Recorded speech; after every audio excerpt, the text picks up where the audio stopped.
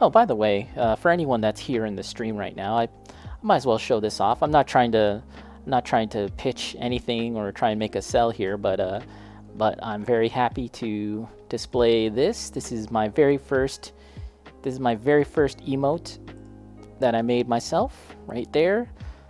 Ipod eyeballs, which is a beholder from from various fantasy things, most notably D&D, and other games call it a gazer so as to avoid copyright or whatever. But yeah, I just called it eyeballs. I'm not trying to say that it's a beholder necessarily. Wink, wink, nudge, nudge.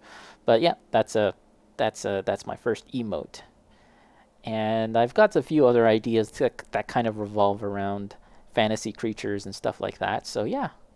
Hey, there you go, Mojo.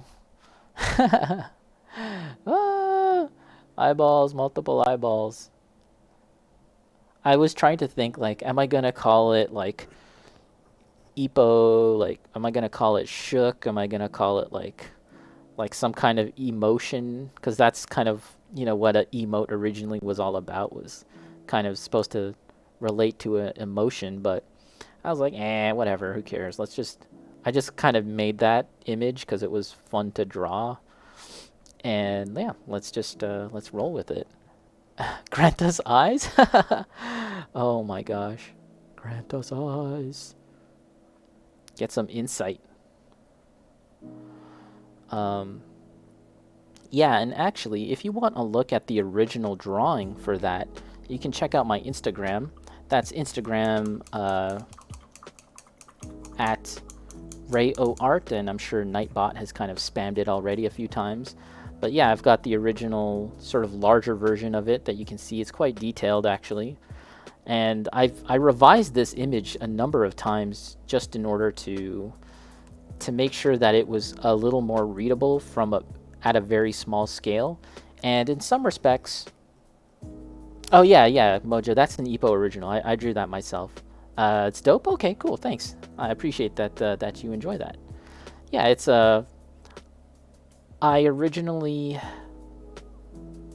drew it, and there was only like 5 eyes, like eye stalks, and they were pretty small. And I was drawing it at a very large scale, so I would tend to add more detail. But of course, this is getting shrunk down to a very, very tiny size, right? And so it doesn't. You don't actually. You have to make things a lot bigger then to be readable at a very, very tiny scale. But I figure I might as well draw it big in case I want to like do something else with it. If I want to like, put it on like a mug or something or a hat. I don't know. I have no idea. But yeah, or just sell a print or whatever. Whatever. We can have the option of doing that because the original file is quite large. It's quite big. So yeah, you can check that out.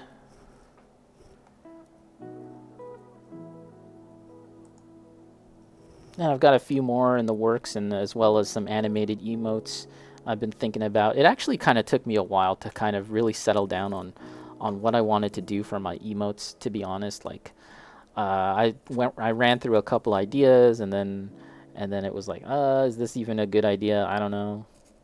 I may have actually overthought it to a certain extent. That's a bad habit of mine. I can have a tendency to overthink things. So at the end of the day, I kind of just went for something that was fun, and it felt really natural to me because I have Beholder Chan.